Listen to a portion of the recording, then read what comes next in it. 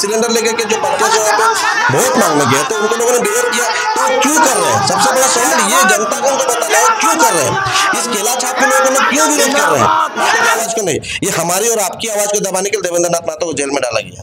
रांची लोकसभा अभी हमारे साथ राजू जी हैं जो जेबीकेएसएस के केंद्रीय प्रवक्ता हैं और जेबीकेएसएस के जो गिरिडीह लोकसभा संसदीय क्षेत्र है वहां का प्रभारी भी है। जानने का ये प्रयास करेंगे, गिरिडीह से लगातार एक न्यूज चर्चे में है कल परसों से कि वहां के जो लोग हैं वो गैस सिलेंडर का छाप का हवाला देकर जो नेता मंत्री वहां प्रचार करने जा रहे हैं उस पर लगातार जो है विरोध का सामना करना पड़ रहा है। प्रभारी होने के नाते उसको किस तरह से देखते हैं, सारी चीजों को जानेंगे क्योंकि यह आज भी इस तरह का घटना जो है सामने आया है। राजू तो सबसे पहले जोहार। जोहार, और आपके चैनल में जितने भी हमारे झारखंडी हैं सबको हमारा खतियानी जोहार, नमस्कार, आदाब, सतरंगी सलाम जी। जिस तरह से गिरिडीह लोकसभा के आप प्रभारी हैं, गिरिडीह में जो है लगातार अपडेट ये आ रहा है कि वहां पे जो भी कार्यकर्ता जा रहे हैं, नेता जा रहे हैं दूसरे पार्टी के जेबीकेएसएस से, जो दूसरे पार्टी हैं उन लोगों को विरोधों का सामना करना पड़ रहा है और जो विरोध कर रहे हैं वो कहीं ना कहीं कुछ सिंबल भी उनके हाथों में दिख रहा है, गैस सिलेंडर, और नारा भी लगा रहे हैं, तो इसको कैसे देखते हैं? देखिए, इसको मैं एज ए प्रभारी और एज ए पार्टी का प्रवक्ता के रूप में तो मैं ये कहूँगा, देखिए ये तो जनता जनार्दन सर्वोपरि होती है। अगर यदि जो इससे पहले के जो मतलब वहाँ के सांसद थे जिनको लोगों ने अपना बहुमूल्य वोट देकर के जिताया था और वो अच्छे काम किए होते तो शायद वो लोग विरोधाभास में नहीं आते। तो आज टाइगर जयराम महतो के विचारों से और टाइगर जयराम महतो के कार्यों से प्रभावित होकर के लोग उनका विरोध कर रहे हैं। इस पे हमारा कोई षड्यंत्र नहीं है, ना ही हमारी पार्टी की कोई किसी तरह का साजिश है। बहुत लोग ये भी कह रहे हैं कि आप लोग जाकर लोगों को उकसा रहे हैं। हम कौन होते हैं उकसाने वाले? और हमें उकसाने की क्या जरूरत है? हमें कोई जरूरत नहीं उकसाने के लिए। ये तो जनता जनार्दन है, वो तो सर्वोपरि, वो सब जानती है भाई, ये पब्लिक है, ये सब जानती है। समय आने पर यदि आपको खड़ा कर सकते हैं तो समय आने पर आपको उतार भी सकती है। ये पब्लिक है, अगर यदि आपको मतलब अर्श से फर्श से अर्श तक चढ़ा सकती है तो फिर आपको अर्श पे उतार भी सकती है। ठीक है, तो कहीं ना कहीं वो सिंबल दिख रहा है। आदमी तो आप ही लोग का, आप ही की विचारधारा को मानने वाले इंसान होंगे जो जेबीकेएसएस की विचारधारा को मानते हैं, क्योंकि कोई सिंबल नहीं रहता तो हम लोग कह सकते थे कि इन लोग कोई और पार्टी से होगा, चाहे तो कोई और विरोध करवा रहा होगा। मानते हैं कि उन लोग का मानसा विरोध करने का कि जयराम महतो ने नहीं कहा, लेकिन जो कर रहे हैं वो कुछ सिंबल छोड़ रहे हैं। इसको मतलब ये होना चाहिए क्या? पलटू जी, मैंने तो आपको वही कहा कि जनता सर्वोपरि है। आपको चाहे तो मतलब नीचे से ऊपर उठा सकते हो, चाहे तो ऊपर से नीचे उतार सकती है। अगर यदि पिछले बार जो केला छाप ने वहां पे काम किया, मतलब वोट दिया गया था, अगर वो केला छाप के जो कैंडिडेट थे वो यदि सही में अच्छा काम करते तो सिलेंडर छाप को लोग नहीं लेके लाते क्या? आज मैं ये आपने जो कहा कि हो सकता है आपके कार्यकर्ता होंगे, ठीक है, हो सकता है कि आपके समर्थक, हाँ बिल्कुल हमारे समर्थक है, कहीं ना कहीं वो हमारे विचार से जुड़े होंगे, ठीक है, और उनको लग रहा है कि इस बार सिर्फ और सिर्फ टाइगर जयराम महतो को हमें वोट करना होगा, क्योंकि टाइगर जयराम महतो ने हमारे लिए और आने वाले भविष्य के लिए इस जनमानस के लिए काम किया है, जिसको उन्होंने पिछले बार वोट किया था।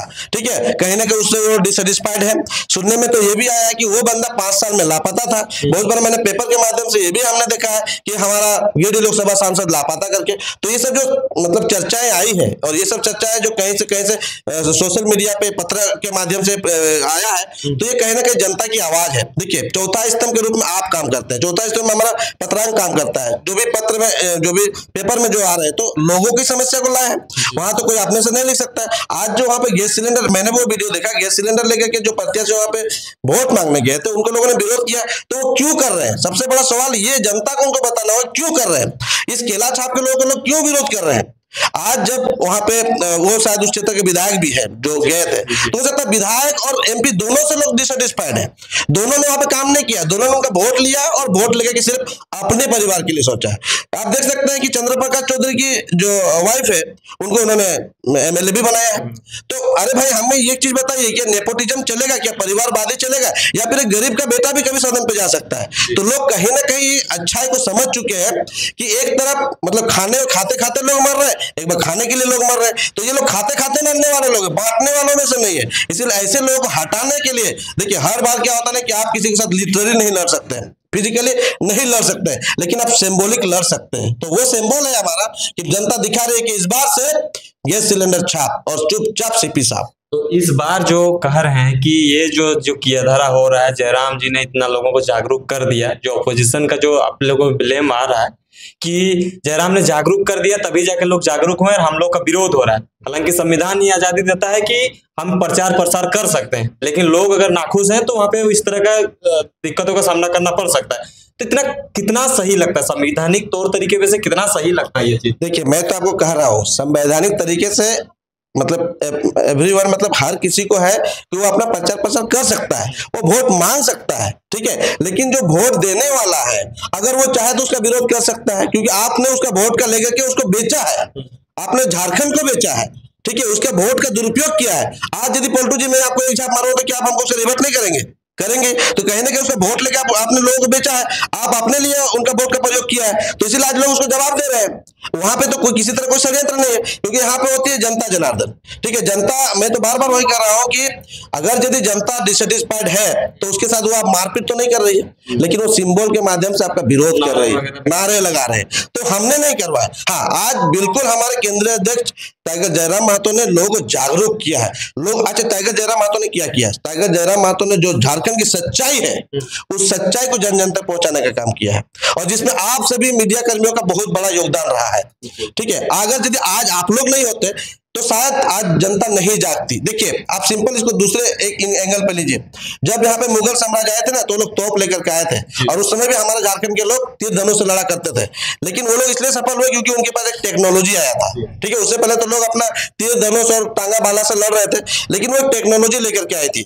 आज झारखंड में भी 23 साल के बाद एक नया टेक्नोलॉजी आया, जो आप है, आप जैसे लोग हैं, और इस टेक्नोलॉजी का सही यूटिलाइज करके हमारे केंद्रीय अध्यक्ष टाइगर जयराम महतो ने लोगों को जगाने का काम किया। आज बहुत सारे लोग ऐसे होते हैं ना, हमें पॉलिटिक्स की बात कर रहा हूँ, एक पॉलिटिकल रिसर्चर में हूँ, उस हिसाब से मैंने देखा है, हम लोग कहते हैं कि यार तुम उसको सही चीज बता दोगे, डेटा दे दोगे, तो शायद वो कल तुमसे बड़ा नेता बन जाएगा। लेकिन जयराम महतो ने हर किसी को नेता बनाने का पूरा डेटा दे दिया कि तुम खुद नेता बन जाओ और तुम खुद अपनी लड़ाई लड़ो।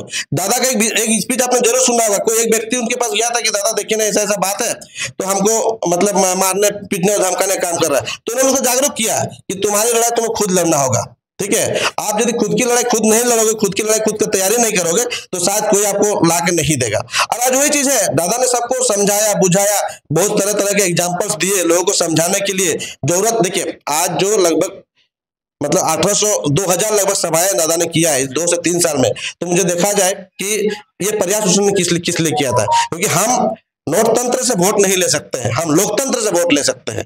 तो इसीलिए उन्होंने जागरूकता काम किया। 2 चीजें हैं, या तो आप पैसा बांट के वोट लीजिए, या तो फिर जनता को समझा कर लीजिए। तो उन्होंने जनता को जागरूक करके वोट लेने का काम किया, और आज जनता जाग के टाइगर जयराम महतो खुद समर्थन कर रही है। आप बताइए, आज जयराम महतो को जितने भी भीड़ देखे होंगे, नॉमिनेशन का भीड़ देख लीजिए, क्या जयराम महतो ने किसी को 1 रुपया दिया था क्या?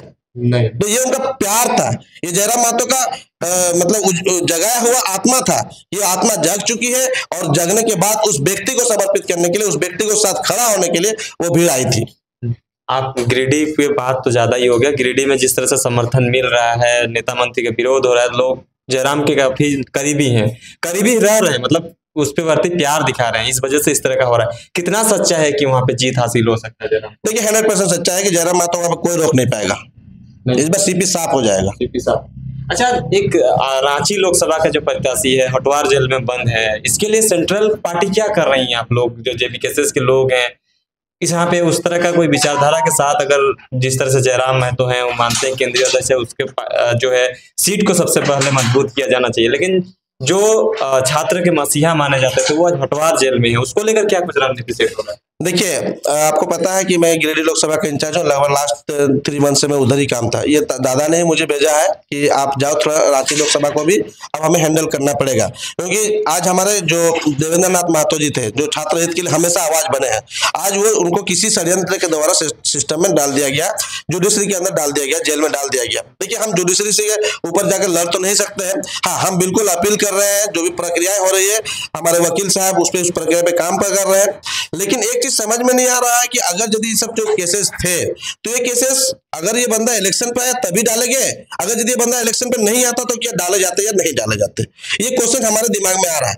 लेकिन हम लोग जब उसके दूसरी पहलू को देख रहे हैं, तो यही समझा जा रहा है कि जमीन से निकला हुआ लोग सदन पे जाने के लिए जो सोचता है, तो उसको किसी न किसी से दबा दिया जाए, इसीलिए आज देवेंद्र महतो को दबाने का प्रयास किया जा रहा है। और आज मैं ये भी बताऊं कि आखिर ये कौन लोग होंगे, ठीक है, ये क्या बीजेपी के लोग हैं, मतलब इंडिया गठबंधन के लोग हैं, या एनडीए के लोग हैं। मैं तो कहता हूँ इसमें दोनों शामिल हैं। तो दोनों शामिल होने का मतलब क्यों हमारे साथ कोई भी खड़ा नहीं हो रहा? क्योंकि देवेंद्र नाथ महतो जैसे लोग एक गरीब तबके, आदिवासी, दलित, पिछड़े बच्चों के लिए अधिकार मांगते थे, उनके नौकरियों के लिए अधिकार मांगते थे। ठीक है, तो आज कोई भी सत्ता को देख लीजिए, चाहे वो इंडिया को देख लीजिए, चाहे एनडीए को देख लीजिए, ये दोनों देवेंद्र नाथ महतो के फेवर में कभी नहीं बोल पा रहे। क्यों नहीं बोल रहे? आज अभी देखिए आलमगीर आलम को देखा है जी, आज उनकी सरकार है, सूबे की सरकार है, वो चोरी काम में पकड़ा ना। तो मतलब सब यहाँ पे चोर चमारे लोग भरे हुए हैं, इसीलिए जो अच्छा काम करता है उसको जेल में डालने का प्रयास किया जा रहा है। देवेंद्र नाथ महतो इन्हीं के अगेंस्ट में आवाज उठाते थे ना। आज ये पैसा जो दिखा, आज ये उनके जितने भी करीबी लोग थे जिनके द्वारा पैसा निकला गया, राजनीति के उनके ऊपर छापा लगा, क्यों? ये पैसा आया कहाँ से?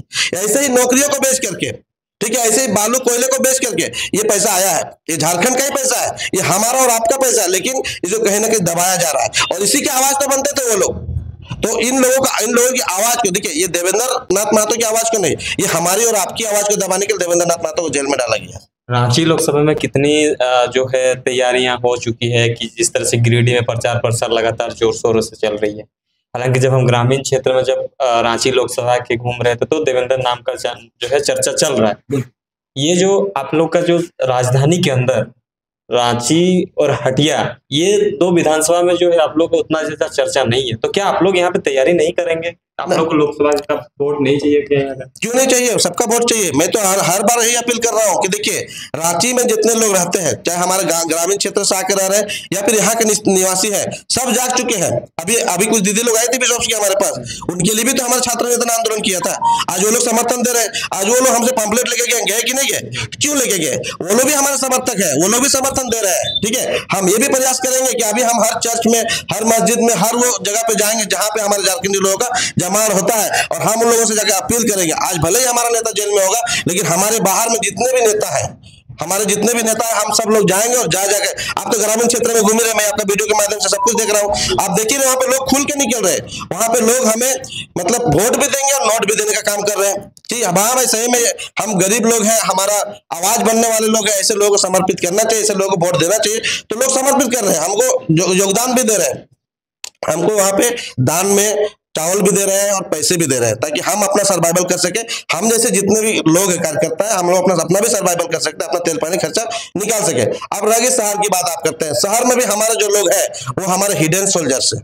ठीक है, वो लोग भी हमें बिल्कुल वोट करेंगे, इसकी हमें पूर्ण विश्वास है, क्योंकि उनको भी पता चल चुका है कि आज कहीं ना कहीं हम आदिवासी, दलित, पिछड़े, अल्पसंख्यक का आवाज बनने वाले जो देवेंद्र नाथ महतो है, उनको जेल में डाला गया ताकि वो हमारा आवाज। अभी वो दीदी भी तो बोली ना कि कहीं जमीन लूटे जा रहे हैं, यहाँ पे बाजियों का इतना ज्यादा कब्जा हो गया कि हमारा जमीन लूट लिया जा रहा है, हमारे लोगों को नशे पानी का आदत दे करके, एल्कोहलिक बना करके उनको अपने बस में किया जा रहा है, उनका इवन यहाँ तक उनका कागज भी अपने घर में रखा जा रहा है। तो ऐसे लोगों की तो आवाज हम बन रहे हैं। आज जेबी केस है, जेल के ऐसे लोगों का ही आवाज है ना, इसीलिए जेबी केस और जेल कैंप के लोगों को जेल में डालने का जो प्रयास किया जा रहा है, ये सिर्फ इसलिए किया जा रहा है कि इनकी जो आवाज बनता है, यही लोग बनता है, तो इनकी आवाज को दबा दिया जाए। जेबी केसेस का क्या मैनिफेस्टो रहा? देखिए, हमारा मैनिफेस्टो सबसे बड़ा है तो हमारा जमीन का मुद्दा है। ठीक है, हमारा उद्योग का मुद्दा है। ठीक है, स्थानीय नीति का मुद्दा है, हमारा डोमिसाइल का मुद्दा है। ठीक है, ये 4-5 चीजें हैं। किन तौर पर ये जानेंगे? हाँ, बहुत जगह पे, मतलब देखिए, ये तो ऑफिशियली अनाउंसमेंट नहीं हुआ है, लेकिन इन मुद्दों पे हम लोग पहले से भी काम कर रहे हैं, और हमारा मैनिफेस्टो पे जितना भी हमारा लोकसभा बेसिस पे जो मैनिफेस्टो बना है, हम सभी जगह पे मुख्य चीजों को बिल्कुल डालेंगे। मतलब ये सब हो सकते हैं? हाँ, ये है, हो सकता नहीं है। हम लोग जो पहले जिसकी लड़ाई लड़े थे, आज भी उसकी लड़ाई लड़ रहे हैं। हमारा उद्योग नीति, हमारा किसान के लिए, हमारा रोजगार और शिक्षा के लिए, हमारा स्थानीय नीति और हमारा जमीन की नीति, और जो भी हमारे मतलब क्या बोलते हैं, अधिग्रहण, जमीन अधिग्रहण और विस्थापन का नीति, इस पे हम लोग लड़ रहे हैं, और ये हमारा मैनिफेस्टो में है। बहुत बहुत धन्यवाद। बहुत तमाम चीजों की जानकारी जो है हम राजू जी से लेने की कोशिश किए। बकायदा रांची और गिरिडीह को हम लोग ज्यादा फोकस किए इस वीडियो में। बकायदा अगले लोकसभा क्षेत्र की हम चर्चा करेंगे। बने रहे, देखते रहिए जोहार, नमस्कार।